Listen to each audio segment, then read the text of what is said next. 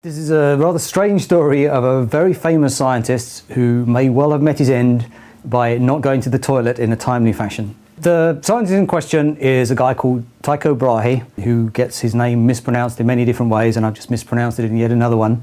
A famous Danish astronomer from the end of the 16th century, who's a bit of a hero amongst scientists, it must be said, in the sense that, firstly, he was a brilliant scientist. He probably made the first really precision measurements of astronomical objects in the heavens, made some huge advances. For example, he was the first person who showed really that the heavens are not immutable, that things actually change up there. He was the first person who really sort of understood that supernovae, exploding stars, were actually not atmospheric phenomena as they'd been thought to be, were actually things going on in the heavens and were changing. And so that's part of the reason why he's a hero amongst scientists. The other reason he's a hero amongst scientists is because he was an incredible character. And we all like to think, you know, we have a little bit of that about ourselves. So, for example, he famously had a pet moose. Well, there's a really funny story about Tycho. And as a Canadian, it appeals to me because it's a story about a moose. And apparently Tycho had a pet moose, or maybe an elk, but we'll call it a moose. But not only that, this moose met a very unfortunate end. It fell down the stairs at a party, this tame moose. Fell down the stairs because it was drunk, got into all the beer, got drunk, fell down the stairs and died. And that was the end of Tycho's moose. He had a dwarf in his entourage who was believed to be psychic. And perhaps the thing he's most famously known for is that he had a gold nose, having lost his real nose in a dueling accident with a fellow scientist who were both arguing over who was the better mathematician. The other thing that all astronomers know about Tycho Brahe is that he was at a banquet, and etiquette demands that you don't leave the table before your host leaves the table, and he needed to go to the loo, and he sat there and he sat there and he sat there, and by the time he was finally able to excuse himself, the damage had been done.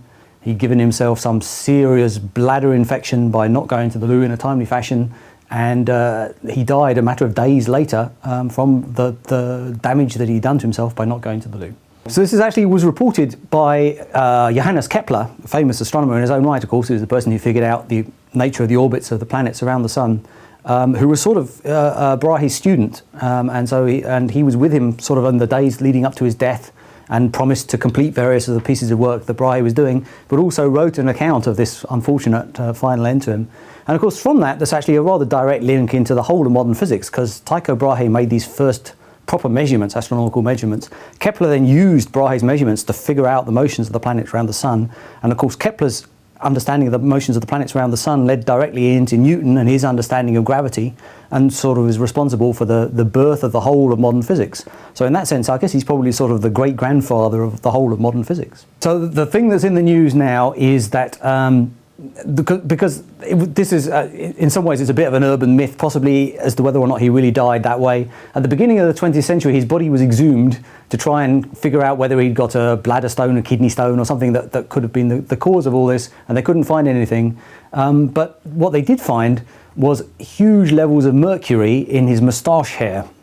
And one of the other things that he did, I mean, he was a real polymath. Not only did he do astronomy, he contributed in medicine, he was an astrologer as well, but alchemy was one of the things that he was loved to dabble in. Perfectly legitimate science then, trying to turn lead and mercury into gold. And so he probably spent a lot of time messing around with base metals like mercury, which are very poisonous.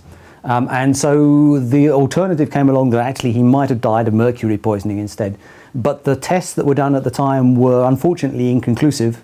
And so now permission has been given to have the poor man exhumed yet again, and they're going to do some more sophisticated tests to try and figure out whether he really did die of mercury poisoning. Part of the reason why he sort of appeals to me as a scientist is he was the first modern scientist in many different ways. For example, one of the things he did was he set up the first real research institute anywhere, and had hundreds of people there researching a wide array of things, not just astronomy again, but medicine and alchemy and all sorts of different areas of science. But also, the way he managed to get the funding for that in the first place, again, sort of appeals to the slightly more Machiavellian side of the scientist in me, which is that what he did is he went round various heads of state around Europe, sort of touting his skills as a scientist, and they were all very excited about him and were starting offering him jobs.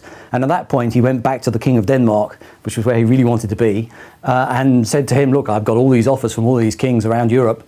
what are you going to do about it kind of thing. And at that point, the Danish king set him up with this wonderful institute, and he was able to make the scientific advances that he did. He's a sufficiently famous scientist that, at least amongst scientists, that actually he has quite a lot of things named after him, various spacecraft. There's a whole catalogue of stars named after him that was obtained relatively recently. But probably the single thing that's named after him that is best known is the crater Tycho on the moon. One of the brightest and clearest of all the craters on the moon, and something you can see with a very small pair of binoculars. Very spectacular thing.